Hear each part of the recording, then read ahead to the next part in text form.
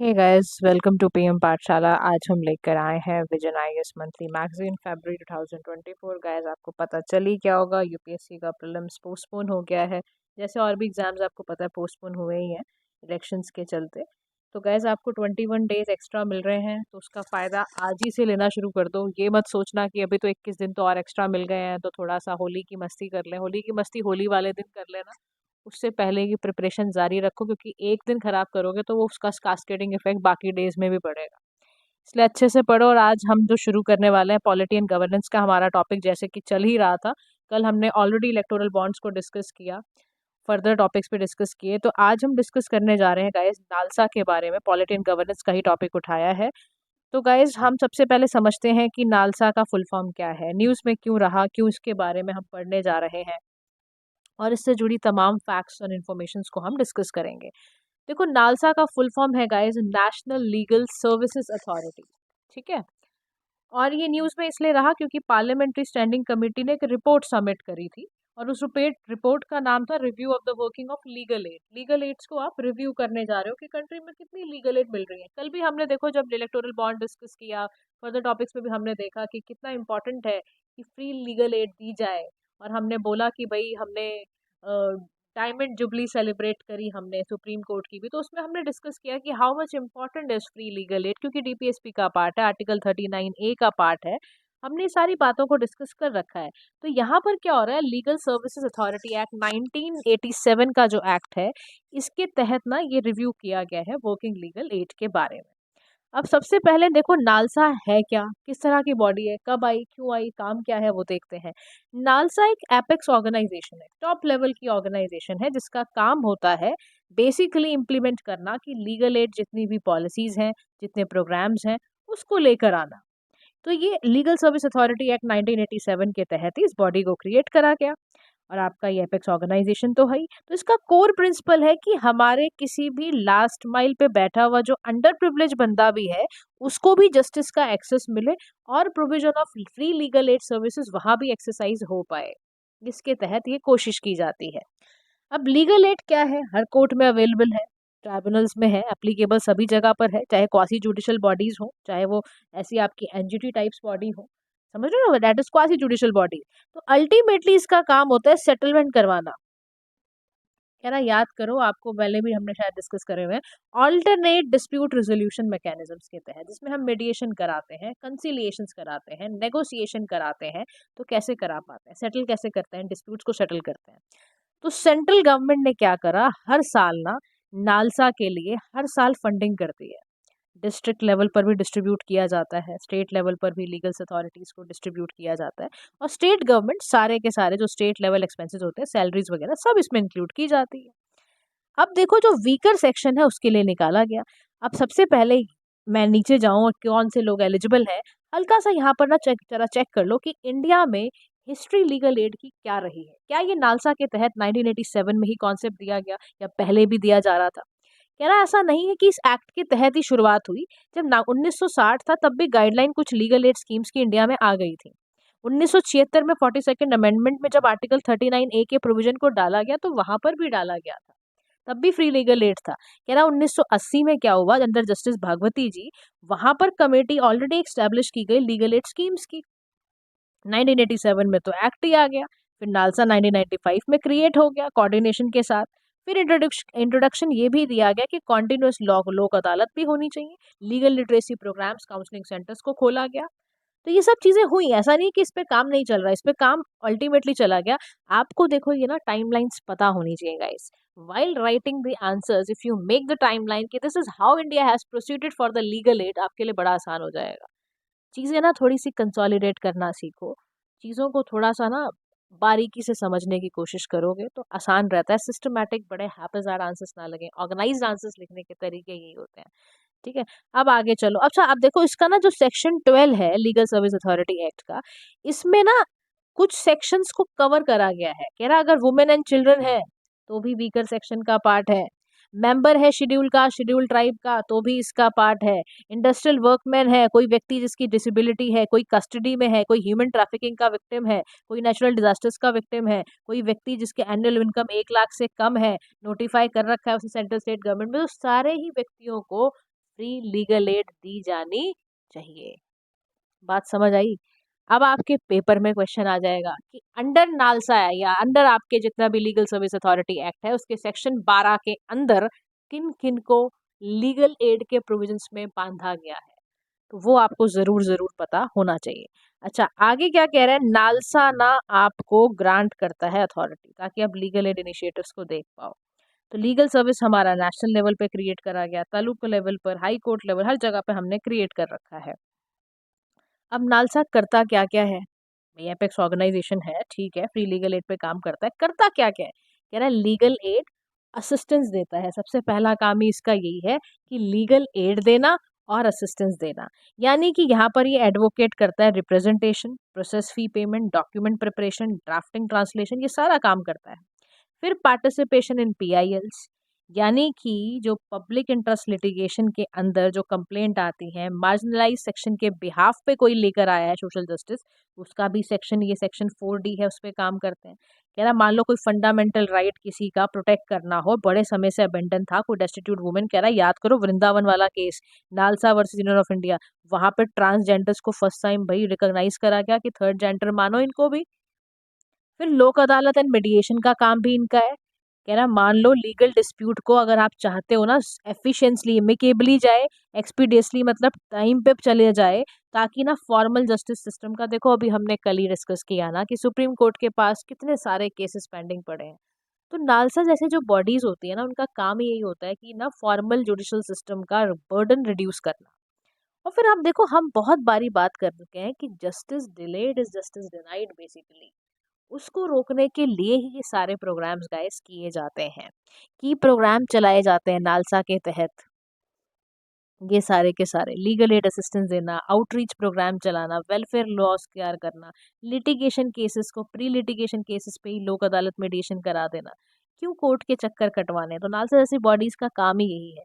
Legal awareness create करना, legal literacy देना, television के थ्रू, रेडियो के थ्रू, लीगल एड क्लिनिक्स के थ्रू, विक्टिम कंपनसेशन देना, compensation schemes for women victim इनके लिए देना। कह रहा है इनके लिए कॉन्स्टिट्यूशनल प्रोविजंस है, आर्टिकल 39A, 14, 22 का फर्स्ट पार्ट, ये सब दे रखा है।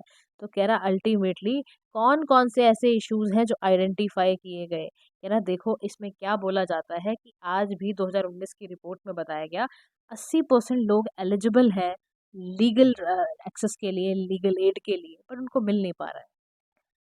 उसके बाद बजट के कंस्ट्रेंट बड़े देखने को मिलते हैं। तो हालांकि इन सब चीज़ों के लिए बहुत काम किया जा रहा है। मास मीडिया कैंपेन चला रहे हैं कि लोगों को पता चले, वल्नरेबल सेक्शन तक नालसा की बॉडी पहुंच पाए, ग्रांट एंड एड दिया जाना लगा है। रोल ऑफ लॉयर्स कंपनसेशन, ये सब जो इनकी फ़ी होती थी उसको कैसे कवर करना है, तो इंश्योर किया गया जो प्रीफेयर कंपनसेशन दिया जाए। लॉयर्स को बोला गया प्रो बोनो वर्क करें, वो ऐसा काम ना करें जिससे किसी को मेलाफाइड फीलिंग्स आ जाए कि ये तो कर ही नहीं रहे हमारे लिए। चैलेंजेस लोक अदालत को बड़े सारे फेस इसलिए करने पड़ते हैं क्योंकि इंफ्रास्ट्रक्चर रिसोर्सेज की कमी है, तो उसको ठीक करने के लिए भी काम करा जा रहा है। अंडर यूटिलाइजेशन जो पैरा लीगल वॉलंटियर्स हैं उसको ट्रेन किया जा रहा है, वैकेंसीज को फिल करा जा रहा है, कल भी हमने पढ़ा कि वैकेंसीज बहुत हैं। तो ये सारे काम किए जा रहे हैं, तो वही है, इस पे काम चल रहा है। तो ग्रांट ऐसा देखो, गवर्नमेंट के भी इनिशिएटिव्स हैं लीगल एड देने के लिए। हमारी दिशा स्कीम है, बिल्कुल मत भूलना, designing innovative solution for holistic access to justice in India. ये लीगल एड इनिशिएटिव ही है गवर्नमेंट का। गवर्नमेंट का एक स्कीम है, न्याय बंधु प्लेटफॉर्म है, प्रो बोनोफाइड, यहाँ पे सारे के सारे एडवोकेट्स होते हैं, रजिस्टर्ड बेनिफिशियरी होते हैं जिनका काम है लॉ स्टूडेंट एडवोकेट, यहाँ पे इनका एक कनेक्शन है। टेली लॉ सर्विसेज इसीलिए प्रोवाइड की जा रही है। लीगल एड डिफेंस जो काउंसिल सिस्टम है वो भी इसलिए प्रोवाइड करा। नया मित्र प्रोग्राम भी इसलिए कि 15 ईयर ओल्ड जो पेंडिंग केसेस डिस्पोजल में चाह रहे हैं उनको ठीक ढंग से काम कराया जाए। तो next is article 142 which we are going to discuss. Hopefully आपको नालसा की बॉडी समझ आ गई होगी कि नालसा का काम क्या क्या है। अब आपके बारे में बात होगी, इसमें हम आर्टिकल 142 उठा रहे हैं। देखो जब आर्टिकल पेपर में छप जाए ना, उसको घोट के पी जाओ, क्योंकि अब आर्टिकल में गाइस वो वाला सिस्टम नहीं रहा है। पेपर अब उस तरह से नहीं आ रहे हैं कि खाली आर्टिकल्स पूछ लिया और हो गया। सर स्टेट पीसीएस में भले ही डाल दे रहे हैं, but now state PCS also following the UPSC pattern. तो be aware about the same and be very clear कि बहुत फोकस होके पढ़ाई करो। जब पढ़ो तो फोकस होके पढ़ो, जब खेलो तो फिर खूब खेलो। तो आर्टिकल 142 न्यूज में ही क्यों रहा और है किससे रिलेटेड? ये कह रहा सुप्रीम कोर्ट ने चंडीगढ़ मेयर इलेक्शन को नलीफाई कर दिया, उसके इलेक्शन को ही। कौन सी पावर को अपनी करते हुए, अपनी आर्टिकल 142 की पावर को करते हुए उन्होंने बोला कंप्लीट जस्टिस इंश्योर करने के लिए चंडीगढ़ के मेयर इलेक्शन के आउटकम को नलीफाई कर दिया। अब देखो, आपको ना टर्म्स के बारे में ना गाइस जरूर जरूर पता होना चाहिए कि नलीफाइड का मतलब क्या है। लीगली वॉइड कर देना, लीगली इन्फोर्सेबल होने ही ना देना, कोई इफेक्ट ही ना देना, मतलब प्रभाव ही खत्म कर देना उस चीज का। ये सब चीजें इसमें डाली गई। अब कंप्लीट जस्टिस का मतलब क्या है, आइडिया क्या है कंप्लीट जस्टिस का, आर्टिकल 142 में ये आया ही क्यों? तो देखो, ये इसलिए आया क्योंकि ना इसको जस्टिस देना है। जहां भी लॉ में कुछ गैप पड़ जाए, जहां भी लीगल प्रोविजंस में कुछ गैप आ जाए, तो ऐसे लॉज को अप्लाई करना जहाँ पे जो सोसाइटल नीड्स, जहाँ पे स्टैंडर्ड ऑफ जस्टिस को थोड़ा सा इवॉल्व करना है, वहाँ पे अप्लाई होता है। अब इसको और ध्यान से समझो, आर्टिकल 142 है क्या। देखो, सुप्रीम कोर्ट अपनी जुरिस्डिक्शन को एक्सरसाइज करते हुए एक डिक्री पास करे। अब देखो, ये बड़ा इंपॉर्टेंट है कि हमें ना लीगल टर्म्स के बारे में जरूर पता हो। ये डिक्री क्या होती है, डिक्री का मतलब क्या होता है लीगल कॉन्सेप्ट में, what do mean by decree. तो डिक्री का मतलब देखो, वैसे तो एक ऑफिशियल ऑर्डर होता है डिक्री, जो गवर्नमेंट या रूलर कोई भी देता है, ठीक है। डिक्री को लेकिन आप ना जस्टिस की लैंग्वेज में अगर पढ़ते हो कि भाई डिक्री का मतलब लॉ की लैंग्वेज में क्या होता है, तो डिक्री का मतलब लॉ में पता है क्या होता है, एक फॉर्मल एक्सप्रेशन कोर्ट्स का, जिसमें आप ना बेसिकली ना किसी पार्टी के राइट्स को पढ़ रहे हो और क्या क्या कंट्रोवर्सी उससे रिलेटेड आ रही है वो पढ़ रहे हो। यानी ऑफिशियली कुछ डिसाइड किया जा रहा है कि समथिंग मस्ट हैपन, कुछ ऐसा, मान लो किसी डिस्क्रिमिनेशन को हमें खत्म करना है, तो एक डिक्री पास की गई है। तो डिग्री पास करते हुए क्या बोला कि बहुत जरूरी है, इस मैटर को बहुत समय से पेंडिंग था, क्या पेंडिंग था ये समझते हैं। कह रहा, सुप्रीम कोर्ट ने अपनी एग्जीक्यूटिव और लेजिस्लेटिव फंक्शन को एक्सरसाइज करते हुए स्पेसिफिक सिनेरियोज में, जैसे गाइडलाइंस इशू करना, ऑर्डर्स देना गवर्नमेंट बॉडीज को, डायरेक्टिव देना, उसके लिए किया गया। सुप्रीम कोर्ट को परमिट किया जा रहा है कि भाई आओ, इंटरवीन करने की बहुत ज़रूरत है, पब्लिक इंटरेस्ट की बात है, ह्यूमन राइट्स की बात है, कॉन्स्टिट्यूशनल वैल्यू की बात है, और किसी भी तरीके का वायलेशन इसमें बर्दाश्त नहीं किया जाए। तो यानी कि एलिवेट करा जा रहा है सुप्रीम कोर्ट के रोल को। तो सुप्रीम कोर्ट, क्योंकि देखो कॉन्स्टिट्यूशन का प्रोटेक्टर है और अल्टीमेट इंटरप्रिएटर है लॉ का। किसी प्रीवियस ईयर पेपर में पूछा था यूपीएससी ने कि कौन सा कोर्ट होता है जो प्रोटेक्टर भी है कॉन्स्टिट्यूशन का और इंटरप्रिएटर भी है लॉ का, और अल्टीमेट इंटरप्रिएटर है, याद रखना सुप्रीम कोर्ट है। तो इसी ने यहाँ पर ना कैटलिस्ट की तरह काम करा। आर्टिकल 142 जो है वो जुडिशियल एक्टिविज्म भी कराता है और कुछ नए नए इनोवेशन भी कराता है। अब देखो, फिर से एक सवाल आ जाना चाहिए कि जुडिशियल एक्टिविज्म क्या होता है। तो जुडिशियल एक्टिविज्म का मतलब है गाइस कि जुडिशरी का इंपॉर्टेंट रोल होता है किसी भी राइट ऑफ सिटीजन कंट्री में प्रमोट करना, अपहोल्ड करना। ये बहुत जरूरी है एक्सरसाइज करना कि जुडिशियल रिव्यू करो, आइडेंटिफाई करो कि कोई ना कोई अनडिजायरेबल एक्सरसाइज ना हो जाए पावर के चलते, कोई ऐसी चीज ना हो जाए जिसमें किसी के ह्यूमन राइट वायलेशन हो जाए, कोई जुडिशियल काम ऐसा ना हो जाए, कोई पार्लियामेंट्री कोई एग्जीक्यूटिव काम ऐसा ना कर दे जिससे किसी का जुडिशियल एक्टिविज्म में प्रॉब्लम आ जाए, क्योंकि ये बहुत जरूरी है। देखो, अगर आपको याद हो, पीआईएल के चलते ना कई नई डॉक्ट्रिन्स आई थी कॉन्स्टिट्यूशनल बैकिंग्स के लिए, इन्वेंट करना नए मैकेनिज्म, तो जुडिशियल एक्टिविज्म का पार्ट है। आपको याद होगा, स्ट्राइक डाउन किया गया था section 66 A of the IT act, क्यों? क्योंकि उसको माना गया कि फंडामेंटल राइट जो गारंटीड है उसके अगेंस्ट है। तो पावर है बेसिकली, जुडिशियल एक्टिविज्म एक तरह से क्या है, डिनोट करता है प्रोएक्टिव रोल जुडिशरी का, कि वो सिटीजन के राइट को प्रोटेक्ट करे और उसकी सोसाइटी के अंदर जस्टिस को प्रमोट करने का काम को हम जुडिशियल एक्टिविज्म कहते हैं। ये जरूर आप याद रखना। तो दोनों ही काम में कैटलिस्ट का काम करता है कौन? Supreme court under article 148। अब देखो, 148 आर्टिकल के ना कुछ तो पॉजिटिव इम्पैक्ट्स होते हैं। पहला है कि कहीं भी अगर अर्जेंट इशू आ जाए, लेजिस्लेटिव वैक्यूम कोई क्रिएट हो, तो उसमें अपना सुप्रीम कोर्ट काम कर देगा, प्रोएक्टिव अप्रोच लेगा, रेमेडी बताएगा, रिजोल्यूशन बताएगा, कोई भी अगर ऐसा सिर्फ जस्टिस लेना हो, कुछ इरेपरेबल हार्म का कुछ बचाना हो। कह रहा देखो, आपको याद होगा इसका पॉजिटिव इम्पैक्ट, कह रहा देखो विशाखा दत्त गाइडलाइंस आई थी, Bhanwari Devi and news versus state of Rajasthan 2002, जिसमें बोला था वर्क प्लेस पे सेक्सुअल हरासमेंट बर्दाश्त नहीं की जाएगी। प्रिवेंशन एक्ट आया इसी में, of sexual harassment act 2013। Taj Mahal के क्लीनिंग पर आई, रिलीज ऑफ अंडर ट्रायल्स के बारे में आया, यूनियन कार्बाइड जो केस था, ये सारे के सारे में ना जुडिशियस यूज बिल्कुल किया गया आर्टिकल 142 का, और सराहनीय है। बिल्कुल अच्छा काम था सुप्रीम कोर्ट की तरह। डेमोक्रेसी स्ट्रेंथन होती है, सही बात है, माइनॉरिटीज के राइट को प्रोटेक्ट कर रहे हो आप। केस पुट्टास्वामी में आपने प्राइवेसी को बचाया, तो आपने डेफिनेटली आर्टिकल 142 का बहुत अच्छा इस्तेमाल करा। चेक एंड बैलेंस बड़ा अच्छा हो जाता है। आपने 2014 में सुप्रीम कोर्ट ने कैंसिल कर दिया सब कुछ। 2018 क्लोल बॉक एलोकेशन को बिल्कुल इलीगल करार कर दिया कि नहीं, इतना इतने ज्यादा नहीं आगे बढ़ जाना। सिविल राइट आपका सोशल जस्टिस के लिए भी बहुत अच्छा है। कह रहा कैसे, कह रहा विनीता शर्मा वर्सेस आपका राकेश शर्मा का केस था, जिसमें जो भी कॉन्फ्लिक्ट थी ऑन डॉटर कॉर्पोरेसी के राइट के कि डॉटर्स को जानी चाहिए हिंदू सक्सेशन एक्ट के तहत, उसको प्रॉपर्टी जाए कि ना जाए, उसमें बड़ा अच्छा केस था। आपने इक्वालिटी प्रमोट भी करके दिखाई Babita Punia versus ministry of defence वाले केस में भी, वुमेन ऑफिसर्स में, जिसमें आपने ग्रांट किया कि उनको परमानेंट कमीशन मिलना चाहिए इंडियन आर्मी में। तो ये बहुत सारे अच्छे केसेस हैं कि जहां पर आपने वाकई बहुत ही जुडिशियस यूज किया आर्टिकल 142 का। अभी बहुत सारे केसेस हैं जहां पर बड़ा कंप्लीट जस्टिस का बड़ा अच्छा इस्तेमाल हुआ, चाहे वो इंदिरा साहनी का केस रहा हो, उसमें भी आपको बताया होना चाहिए कि इसमें क्रीमी लेयर को 50% जो रिजर्वेशन कैप की गई थी उसके बारे में था। टीएम पाई फाउंडेशन वर्सेस का केस था, इसमें state can not make reservation on seat, जो भी एजुकेशनल इंस्टीट्यूट्स में ऑलरेडी एडमिनिस्ट्रेशन कर दी गई है वो उनकी है। फिर जनहित अभय केसेस में ईडब्ल्यूएस कैटेगरी के लोगों को कॉन्स्टिट्यूशनल अमेंडमेंट दी गई। अशोक कुमार ठाकुर का केसेस में आर्टिकल 15 के फिफ्थ क्लॉज में बोला गया, 93 अमेंडमेंट को अपहेल्ड करा गया था यहाँ पर। तो ये सारी चीजें बहुत अच्छी हैं, आर्टिकल 142 का बहुत अच्छा यूज है। लेकिन कह रहा फिर भी कहीं कहीं इतने इश्यूज देखने को क्यों मिलते हैं, तो कह रहा पहला ही इशू आ जाता है कि डेफिनेशन समझ ही नहीं आती, इतनी ज्यादा वाइड है, इतनी ज्यादा मिसयूज करने का इसमें, कह रहा कोई स्टैंडर्ड डेफिनेशन ही नहीं है कंप्लीट जस्टिस की। तो डिफाइनिंग कंप्लीट जस्टिस एक सब्जेक्टिव एक्सरसाइज है, वो आपकी इंटरप्रिटेशन पर है, क्योंकि कंप्लीट जस्टिस आप किसको कहोगे। कह रहा कोई डेफिनेशन ही नहीं है आपके कॉन्स्टिट्यूशनल प्रोविजंस में। कह रहा पता ही नहीं चलेगा, हो सकता है यहाँ पर जुडिशियल ओवर रीच ना हो जाए, तो blurs the line between branches.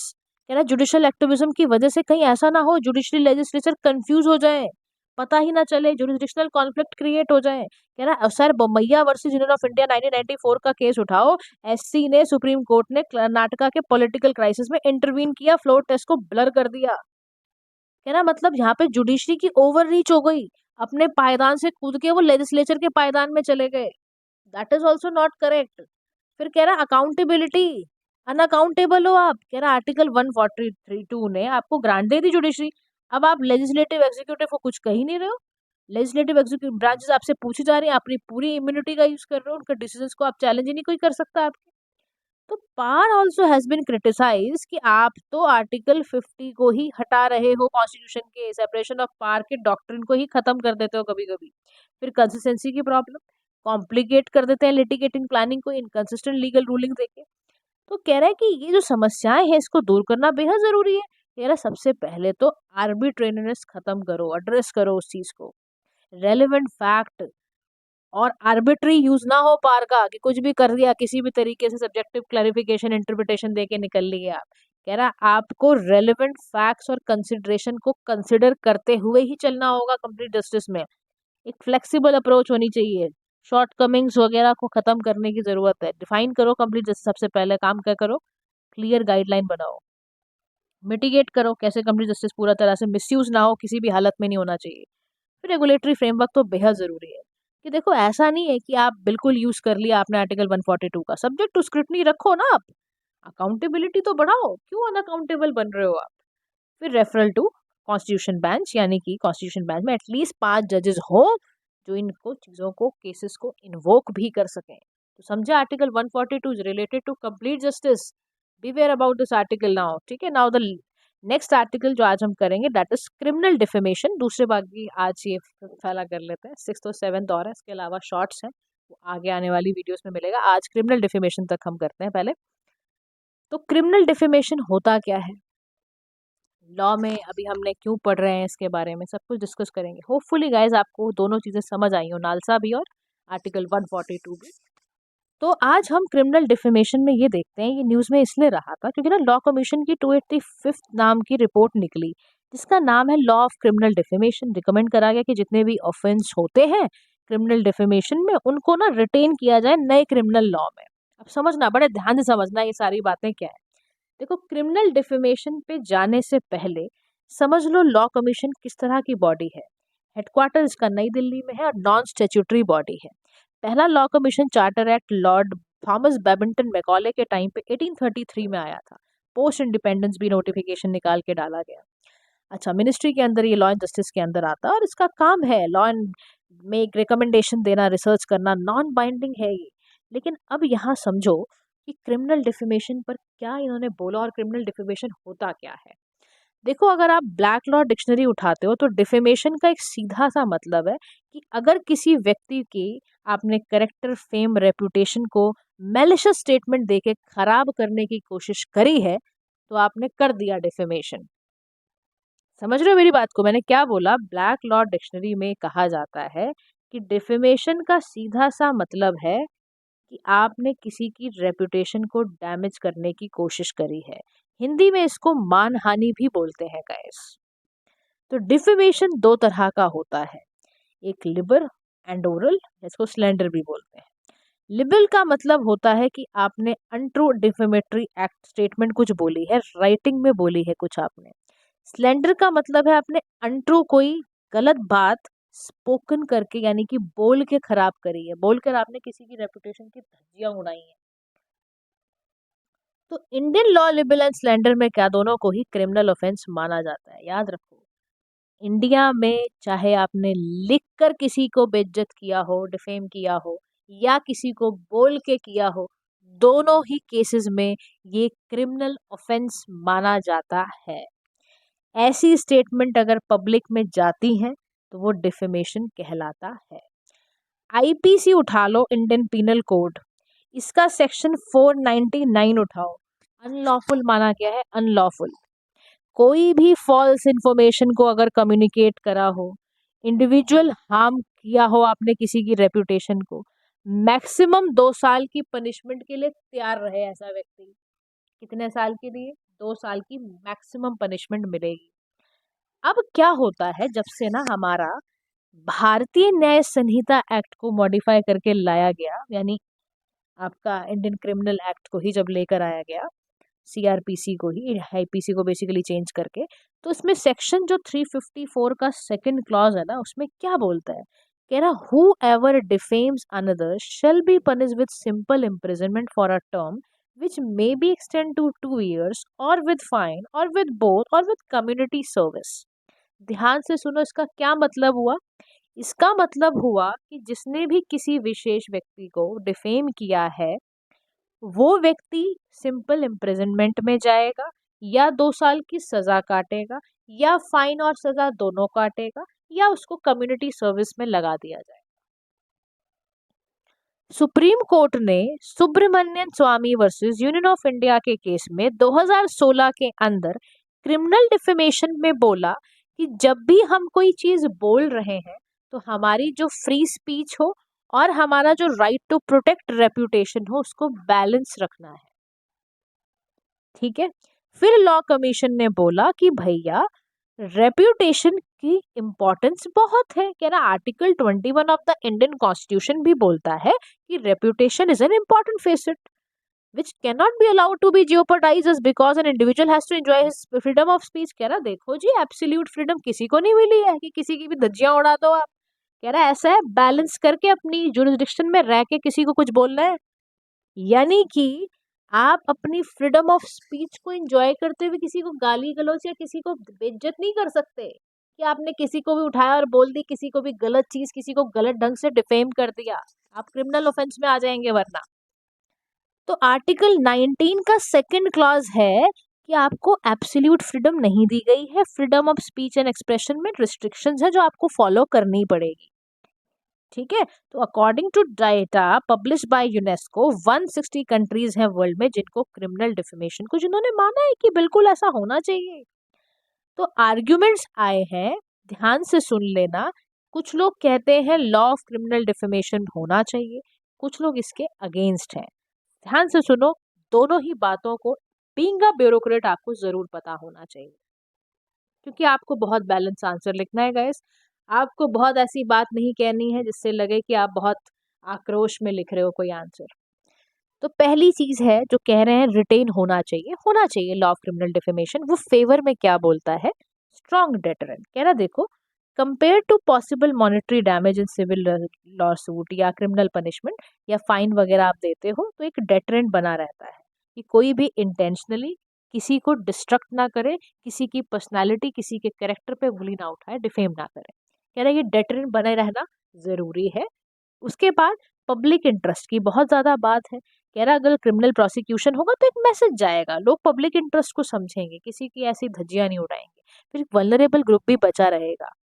किसी को क्यों करना है यार, हम बचाना चाहते हैं, मार्जिनलाइज कम्युनिटी तक कोई क्यों डिस्क्रिमिनेशन और हेट स्पीच पहुंचाना। तो कह रहा आर्ग्यूमेंट जो है इसके अगेंस्ट में, retaining the law of criminal defamation क्या बोला जा रहा है, it violets the freedom of speech.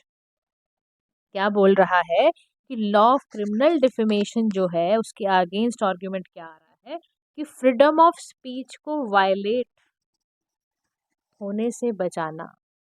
यानी कि अगर आप क्रिमिनल डिफेमेशन लगा दोगे अनइंटेंशनली, आप क्या कर रहे हो, लोगों के right to freedom and expression को वायलेट कर रहे हो। कह रहा हो सकता है उनके थॉट्स में कुछ रहा हो, उनके वो कुछ कहना चाह रहे हो और गलत इंटरप्रिटेशन लगा के आपको फंसा दोगे क्रिमिनल डिफेमेशन के केस में, कैन हैपन, कुछ भी हो सकता है। फिर साइलेंट डिसेंट है, यानी कि it has the potential to weaponise by powerful entities, corporations. आप साइलेंट डिसेंट या कोई जर्नलिस्ट भी ठीक से नहीं लिख पाएगा, जर्नलिस्ट को भी आप एक तरह से उसकी पावर छीन रहे हो क्रिमिनल डिफेमेशन को बहुत ज़्यादा बढ़ा के। तो बात समझ रहे हो आप मेरी क्या है। फिर यहाँ पर ये दोनों आर्ग्यूमेंट्स आपको ज़रूर ध्यान रखने हैं। तो आपको ना बहुत बैलेंस्ड आंसर लिखना है। बहुत ज़्यादा जब इस तरह के जब सिनेरियो आए ना, क्रिमिनल डिफेमेशन या कुछ भी इस तरह की जब चीज़ें क्रिएट हो, your answer has to be very balanced. You have to write in both the favours of it. फिर आप बताओ, वही प्रोसेस बताना कि देखो दोनों का मिक्स हो, वही वाली आप ना देखो।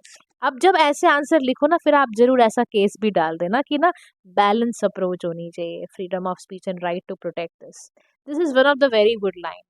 You can write in your concluding line कि देखो होना चाहिए, नहीं होना चाहिए, बैलेंस्ड होना चाहिए, हम ये मानते हैं।